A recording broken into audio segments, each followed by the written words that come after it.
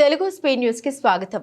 పాలకుర్తి తిక్కారెడ్డి వర్గీయులపై రాఘవేంద్రారెడ్డి వర్గీయులు ఘాటుగా విరుచుకుపడ్డారు. కర్నూలు జిల్లా కొసిగిలో టీడీపీ సీనియర్ నాయకులు ముత్తురెడ్డి, పల్లెపాడు రామిరెడ్డి ఆధ్వర్యంలో విలేకరుల సమావేశం ఏర్పాటు చేశారు. ఈ సందర్భంగా వారు మాట్లాడుతూ తిక్కారెడ్డి వర్గీయులపై అధిష్టానానికి ఫిర్యాదు చేస్తామని వారు అన్నారు. ఈ ఎలక్షన్స్ లో తిక్కారెడ్డి వర్గీయులు మంత్రాలయం టీడీపీ ఎమ్మెల్యే అభ్యర్థి ఎన్ రాఘవేంద్రారెడ్డి వెనుక ప్రచారంలో తిరగలేదని వారు అన్నారు. ఎలక్షన్ రోజు వైసీపీకి ఓటు వేయమని ఇదే తిక్కారెడ్డి వర్గీయులు ఓటర్లకు చెప్పడం జరిగిందని వారు ఆరోపించారు. తిక్కారెడ్డి జిల్లా టీడీపీ అధ్యక్షుడిగా ఉన్నారు రాఘవేంద్రారెడ్డి, మంత్రాలయం టీడీపీ ఇన్ఛార్జిగా ఉన్నారు. ఇన్ఛార్జ్ రాఘవేంద్రారెడ్డిని కాదని తిక్కారెడ్డి వర్గీయులు ఇష్టారాజ్యంగా వ్యవహరిస్తూ ఉన్నారని వారు అన్నారు. తిక్కారెడ్డి వర్గీయులు నిన్నటి రోజున అన్ని వర్గాల ప్రజల్ని కలుపుకొని పోవడం లేదు అని మాట్లాడడం విడ్డూరంగా ఉందన్నారు. ఏదైనా ఉంటే కూర్చొని మాట్లాడలేదు తప్ప ఇష్టారాజ్యంగా పార్టీ కార్యకలాపాలు చేయడం మంచి పద్ధతి కాదని వారన్నారు. ఈ కార్యక్రమంలో టీడీపీ నాయకులు జ్ఞానేష్, నడిగిరి తాదయ్య, చింతలగేని నర్సారెడ్డి, స్వట్టయ్య, తోవి రామకృష్ణ, గలిం వీరేష్, బీజేపీ నాయకులు రాముడు, జనసేన నాయకులు రమేష్ తదితరులు పాల్గొన్నారు. పార్టీ సమావేశానికి అందరికీ నమస్కారము. తెలుగుదేశం పార్టీ అనేది నిన్న కోచి గ్రామంలో జరిగిన సంఘటన గురించి కానీ ఇది పంచేది ఇవన్నీ చేసేది ఒక పనికి లేని టీంని రెడీ చేసి పెట్టినాడు తిక్కారెడ్డి గారి. ఇక్కడ ఆ తిక్కారెడ్డి టీం మేరకు పార్టీని శిరస వంచి కూడా తెలుగుదేశం పార్టీకే ఓటేసాం. కానీ మీలాగా 2024 ఎన్నోసార్లు చెప్పినాం, నిదానంగా ఉండండి, కొట్లాడలొద్దు, పార్టీ గెలిపించుకోవాలని కష్టపడ్డాం. కానీ మీరు ఆయుధం చేయలేదు.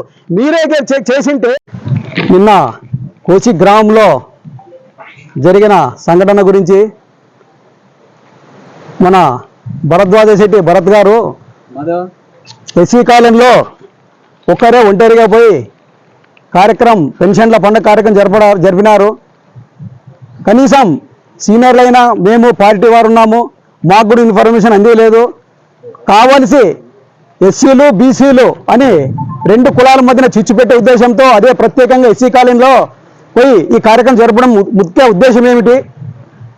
నువ్వైతే వాణిజ్య విభాగం జిల్లా ఉపాధ్యక్షుడు అంటారు, మళ్ళీ నీ ఇంటి దగ్గర జరుపుకోవచ్చు కదా. ఏ ఉద్దేశంతో నువ్వు జరుపుకోలేదు? ఇంకోటి, ఎలక్షన్ క్యాన్వాస్ అప్పటి నుండి ఎలక్షన్ జరిగినప్పటి నుండి సాఫీగా ప్రశాంతంగా కోసికి చరిత్రలో ఎన్నడూ జరిగిన విధంగా ఎలక్షన్ జరుపుకున్నాము. గలాట్లు జరపకుండా గలాట్లు ఎక్కడ జరగలేదు. కానీ ఈరోజు నువ్వు చిన్న పిల్లోడు వయసులో నీకు అనుభవం తక్కువ.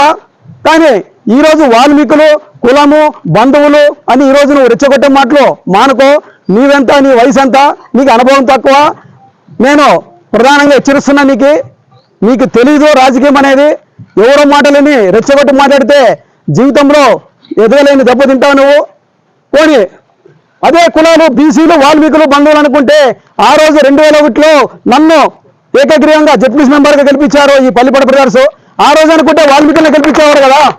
అదెందుకు నాయన, మీ పెదనాయన ఉన్నారు కదా ఆదినారాయణ శెట్టి దండి గారు, ఆ రోజు ఆయన కూడా సొసైటీ మెంబర్గా గెలిపించారు. మన ఎలక్షన్లో మన ఎస్సీ కమ్యూనిటీ నుంచి సర్పంచ్గా సొట్టయ్య గారు వాళ్ళ భార్యను కూడా మనము పోటీకి పెట్టించాము. ఇక్కడ కులాలు మతాలు ఏమీ ఉండవు. పార్టీ అధిష్టానం మేరకు అందరూ కార్యకర్తలు మేమంతా కష్టపడి అహోరాత్రులు కష్టపడ్డాము.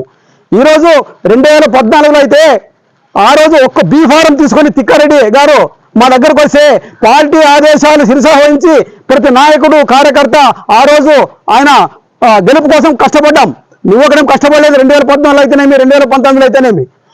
ఈరోజు కూడా అదే విధంగా అధిష్టానం చంద్రబాబు సార్ గారు రాఘవేంద్ర గారు టికెట్ ఇచ్చారు. మేము కూడా అధిష్టాన ఆదేశాలు శిరసా వహించి అహోరాత్రులు కష్టపడ్డాం.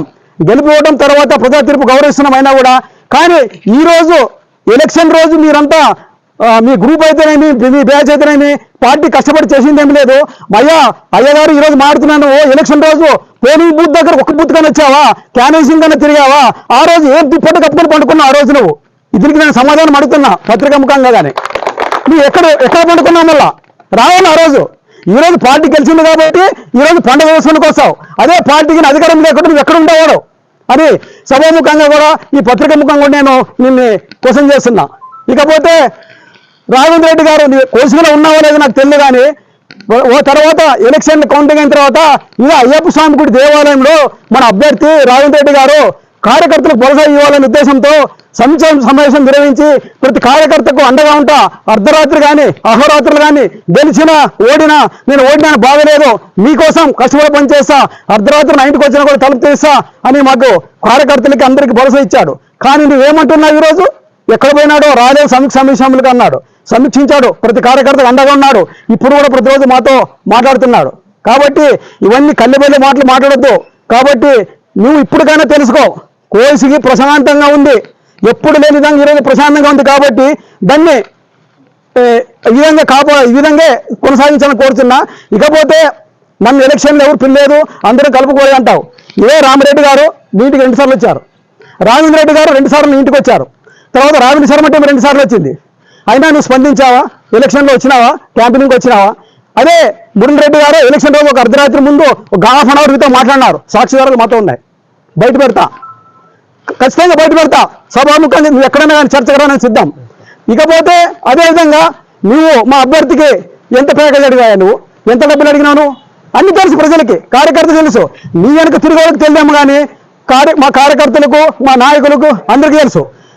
ఇంకో విషయం, పార్టీ ప్రతి క్షణం ఎలక్షన్ అప్పటి నుంచి ఎలక్షన్ అయిన తర్వాత, కౌంటింగ్ అయిన తర్వాత పార్టీ కూడా నివేదికలు తెప్పించుకుంది. పార్టీ కోసం కష్టపడింది ఎవరు కష్టపడలేదు అని పార్టీ దగ్గర స్పష్టంగా ఉన్నాయి. నువ్వు అధిష్టానానికి తెలిపాల్సిన అవసరం లేదు. నీవే పార్టీ అనుకోవచ్చు. అందరి మీద, నీ మీద, నా మీద, ప్రతి నాయకుల మీద దృష్టి పెట్టింది పార్టీ. ఎవరు కష్టపడి పనిచేశారు, ఎవరు కష్టపడి పనిచేయలేదని. కాబట్టి ఈ మాటలు మానుకో. నువ్వేం తెలియదు అనుకున్నామో, నువ్వేమంటే చిన్న పిల్లోడు, నా చేతిలో అధికారం ఉండాలా, కోసిగా నా మీద నడేలా అనుకోవడం పొరపాటు ఇది. మేము పార్టీ పుట్టినప్పటి నుంచి పార్టీ కోసం అహోరితలు కష్టపడినాం. అన్ని కులాలు, సెట్ అయితేనేమి, ఇక్కడ సుబ్రహ్మ రాజు అయితేనేమి, ఎస్సీలు అయితేనేమి, ఆ నర్సిరెడ్డి అయితేనేమి, ఆయన అయితేనేమి, ముస్లిం అయితేనేమి, మా ఉప్పర కమ్యూనిటీ అయితేనేమి, మా బీజేపీ వాళ్ళు అయితేనేమి, ఎన్డీఏ వాళ్ళు అయితేనేమి, కలందర్ అయితేనేమి, అన్ని కులాలు కష్టపడి పోరాడం. నువ్వు ఈరోజు కులాల మధ్య చిచ్చు పెట్టడం తప్పు. కాబట్టి నేను నీకు హెచ్చరిస్తున్నా, నీవు మా అభ్యర్థితో ప్యాకేజీ కోసం డిమాండ్ చేయలేదంటే రేపు ఉదయం మీ కులదేవం వాసవి మాతని ప్రమాణం చేయి. నేను మా కులదేవం చౌడేసింది ప్రమాణం చేస్తా. లేదంటే రేపు పొద్దున 3:10 గంటలకు నేను వస్తా. నీ పిల్లలు పిలిచిరా, నేను వస్తా. నువ్వు డబ్బు అడగలేదు, క్యాండిడేట్కి డిమాండ్ చేయలేదు అంటే నేను వస్తా. రేపు 10 గంటలకు ఎల్లమ్మ దేవాలయం దగ్గరకు నేను వచ్చి నిలబడతా. నేను చేయెత్తి ప్రమాణం చేస్తా. దీనికి నువ్వు సిద్ధమా అని ఇప్పుడు నీకు ఈ సభాముఖంగా తెలియజేస్తున్నా. ఇంకా ఎలక్షన్లే స్టార్ట్ అయినాయి. ఆ రోజు ఏం డిమాండ్ చేసిన అభ్యర్థికి పోలీస్ స్టేషన్ హ్యాండ్ ఓవర్ ఉండాలా, ఎంఆర్ఓ నేను చెప్పినట్లున్నావా, ఎండో నేను చెప్పినట్ల. ఏమయ్యా రాజ్యము అంటే? రాజ్యం నీ చేతిలో పెడితే కులం రాదు, వాల్మీకులు రారు, బంధువులు లేదు, మొత్తం నీవే ఉండాలా? ఏమి ధర్మమా? తెలిసి మాట్లాడుతున్నావో తెలియక మాట్లాడుతున్నావో, నీ విచక్షణ, నీ బుద్ధికి, నీ జ్ఞానంకే విడిచిపెడుతున్నా. అందులో నువ్వు విద్యావంతుడు, పెద్ద కులస్తులు, చదువుకున్నవాడు, కానీ ఎట్లా ఉండాలో మనం 10 మందికి ఉపదేశం చేయాలా, తెలుగున్న వాళ్ళు పిలిచి. అటువంటిది రెచ్చగొట్టి కోసి నాశనం చేయాలనుకుంటే నీ తరం కాదు ఇది. దెబ్బతింటావు నాయన, దెబ్బతింటావు అని హెచ్చరిస్తున్నా. చంద్రబాబు నాయుడు ఫోటో పగలగొట్టడానికి వేసి సొట్టాయి పగలగొట్టనేది బయట ప్రెస్ మీటింగ్ ఇచ్చినారు. అది మేము ఎందుకు పగలగొడతామే? తెలుగుదేశం పార్టీలో పుట్టి పెరిగేసి ఎన్ రామారావు తనెళ్ళి, మోపన్ రెడ్డి తనెళ్ళి, చంద్రబాబు నాయుడు తన, బాలనాగరెడ్డి తనెళ్ళి, తిక్కారెడ్డి తనెళ్ళి సేవ చేసి, రాఘవేంద్ర రెడ్డి తన సేవ చేసి చంద్రబాబు ఫోటో మేము ఎట్లా పగలగొడతాము? దాన్ని పగలగొట్టిండేది వాడు దాదీదా, వాడు విలేకరి మారెప్ప, వాడు ఎంపీసీ నమ్మర్గాడు, భారత దీన్ని పగలగొట్టిండేది. ఇక్కడ భరద్వాజ్ శెట్టి ఆర్యవైశ్య కులానికి సంబంధించిన వ్యక్తి. ఆయన్ని మళ్ళా ఏ విధంగా నన్ను మాట్లాడాలో తెలియట్లేదు, కానీ పెద్ద కులస్తుడు అయినా గౌరవిస్తాను. భరద్వాజ్ శెట్టి ఇది లాస్ట్, అదే ఫస్ట్ వార్నింగ్ కూడా చెప్తున్నాను నేను. ఎందుకంటే నీవు రీసెంట్గా నాకు తెలిసి 2021 డిసెంబర్ మాసంలోనే వచ్చావు. కానీ నేను ఇక్కడ 1983 ఎన్టీ రామారావు గారు పార్టీ స్థాపించినప్పటి నుంచి కూడా ఉన్నాము. మీ తిక్కారెడ్డి గారు 2014 ముందు కాంగ్రెస్ నుంచి వచ్చిన అభ్యర్థి ఆయన కూడా. అయినా చంద్రబాబు నాయుడు ఆదేశాల మేరకు పార్టీని శిరస వంచి కూడా తెలుగుదేశం పార్టీకే ఓటేశాం. కానీ నీలాగా 2024లో మొన్న 117 బూత్ దగ్గర, కుమ్మరిగారి స్కూల్ దగ్గర, నువ్వు స్కూల్ వెనక ఉండే 117 బూత్ దగ్గర నీవు కానీ, లేదా నీ పక్కన ఉన్న హనుమంతుడు కానీ, నేను కళ్ళారుగా వినింది, నేను నీకు వార్నింగ్ ఇచ్చి కూడా పోయినా. ఆ రోజు 117 దగ్గర ఫ్యాన్ కోట్ ఏందన్నావు అంటే మీ తిక్కారెడ్డి గారు సంకేతం పంపించారనే కదా మీరు. కాబట్టి మీరు చెప్పింది తిక్కారెడ్డి వెనక ఉన్న వాళ్ళ వర్గము మొత్తము వైసీపీకి ఓటేయమని చెప్పారు. అయినా భరించాము. ఓటమి ఎరిగినా కూడా మా అభ్యర్థి పోనీలే, ఒకసారి అవకాశం ఇద్దాము, అందరూ మన వాళ్ళే, మన పార్టీనే కప్పుకున్నారు కాబట్టి అది ఎక్కడో రాంగ్ సంకేతం జరిగింది, దాన్ని మనసులో పెట్టుకోవద్దండి, వదిలేయండి, అందరూ మన వాళ్ళని ఒక సంకేతం పంపించాడు రాఘవేంద్ర రెడ్డి. అందుకోసమే ఈరోజు ఇంత ఓపికగా ఉన్నాము. లేకపోతే మీరు వైసీపీకి ఓటేయమన్న అభ్యర్థులకి కార్యకర్తలకి ప్రబలాలు పలికి ఈరోజు మీరు తెలుగుదేశం కార్యకర్తలు ఎలా అవుతారయ్యా మీరు? నాకు అర్థం కావట్లా. కానీ మీరు పని చేయకపోగా మొన్న 13 ఎలక్షన్ నాడు మీరందరూ వైసీపీకి ఓటేయండి అని అంటే బాలనారెడ్డికి అమ్ముడిపోయారా? లేదా మీ తిక్కారెడ్డి గారి మొన్న ఆదేశాలు డబ్బులు తీసుకుని కుమ్మకలాడినారా? మీరు ఈరోజు పింఛన్ల పండుగకి ఎలా మీరు తెలుగుదేశం పార్టీ కార్యకర్తలు అవుతున్నారు? ఈరోజు ఇక్కడ ఉన్న 5-6 వాళ్ళని అడ్డం పెట్టుకొని ఇక్కడ కోసికలో సార్సారికి కులము కులము కులము కులము బాయాలు అన్నారు. ఏమయ్యా, ఇక్కడ ఎస్సీ వాళ్ళు ఉన్నారు, ఇక్కడ ముస్లిం మైనార్టీ సోదరులు ఉన్నారు, ఇక్కడ ఎస్టీ వాళ్ళు కూడా ఉన్నారు. ఇంతమంది బోయల సమక్షంలో అందరూ కలిసికట్టుగా సామరస్యంగా ఎలక్షన్ జరిపితే మీరు బోయ కులాన్ని ఎగతాళి చేసి మాట్లాడతావు. భరత్వ శెట్టి ఖబర్దార్, జాగ్రత్తగా ఉండు.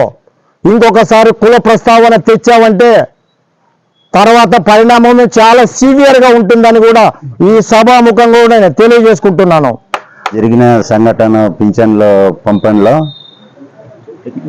ఇది ఎవరికి ఇది ఉంటుందంటే, పార్టీకి కష్టపడి పనిచేసి చంద్రబాబుకి రాఘవేంద్ర రెడ్డికి ఎవరు పనిచేశారో వాళ్ళకే సాధ్యం. కానీ ఇది పంచేది ఇవన్నీ చేసేది ఒక పనికి లేని టీంని రెడీ చేసి పెట్టినాడు తిక్కారెడ్డి గారి ఇక్కడ. ఆ తిక్కారెడ్డి టీంకి పింఛన్లు పంచేది కానీ ఇంకోటి ఏదన్నా సాలిబు కానీ స్టోరాలు కానీ అడిగేదానికి వాళ్ళకి ఎక్కడ అధికారం లేదు. ఇక్కడ పార్టీకి పనిచేసి రాఘవేంద్ర రెడ్డికి కానీ చంద్రబాబు నాయుడు కానీ పార్టీకి కట్టుబడి పనిచేసిన వాళ్ళకే ఇవన్నీ పంచేదానికి చెల్లుబాటు ఉండదు. కానీ వీళ్ళకి ఇవన్నీ నాటకాలు చేసి మేము అది ఇదని చెప్తుండారు. పొద్దున్న పోలింగ్ స్టార్ట్ అయినా సాయంత్రం వరకు బాలనారెడ్డి గారికి ఓటేసి కాసి ఈ తిక్కారెడ్డి టీము ఫ్యాన్కి వేయాలని కాసి మొత్తం చెప్పి కాసి అంతా ఇట్లా చేసి రాఘవేంద్ర రెడ్డి గారిని ఓడగొట్టారా. నిన్న జరిగిన 3వ వార్డులోన సొట్టయ్య ఏదో అది మా సీఎం గారు చంద్రబాబు ఫోటోని పగలగొట్టి అది చేశారా ఇది చేశారా, ఇక్కడ భారత్ శెట్టి వాళ్ళని పార్టీ నుంచి సస్పెండ్ చేయాలని కాసి కానీ నిన్న అనడం జరిగింది. నీవు పార్టీ హైకమాండ్ దృష్టికి పోతే మామేం చేసామా మీరేం చేశారా చెప్తే మిమ్మల్ని అప్పుడే ఇమ్మీడియట్గా మీ తిక్కారెడ్డి టీంని పార్టీ నుంచి దూరం పెడతారో, రాఘవేంద్ర రెడ్డి టీంని దూరం పెడతారో అది మీకు అది అర్థమవుతుంది. రేపో మాపో మా లీడర్లు కానీ చంద్రబాబు పిలిపిస్తుండారు, మా దగ్గర లిస్ట్ కానీ ఉండదు, కనబోయి వాళ్ళ దృష్టికి కానీ ఇస్తుండారు. మీరు ఇవన్నీ లేనివి చేస్తే ఎవరు నెచ్చరు. మీకు అసలు మీకు అనుమతి ఇక్కడ పింఛన్లకు కానీ అవుట్లకు కానీ అడ్డం దమ్మని మీ తిక్కారెడ్డి గారి రొంకలు పెట్టేది మంచి పద్ధతి కాదు. అదే మరి లేడీస్ కానీ వచ్చి ఎవరు ఆవిడ రూతమ్మ, నరసమ్మ, వీళ్ళంతా శకుంతలమ్మ, సర్వజమ్మ వీళ్ళంతా కలిసి ఇవన్నీ ఆఫీసులు దోసుకొని తిని ఒక్కో గొర్రెలంటేమి ఇనుమలంటేమి బ్యాంకులంటేమి స్టేట్ బ్యాంక్కి వాళ్ళంటే చాలా ఇది ఉండదు. అక్కడ స్టేట్ బ్యాంక్ పోతే మేనేజర్లు వాళ్ళని మొక్కే పరిస్థితి ఉండదు. అంత అన్యాయం చేసినారు. ఎక్కడ చూసినా దోసుకొని తిని తిక్కారెడ్డికి ఉద్దురు మాటలు చెప్పి ఇవన్నీ అలవాటు పడిపోయింది.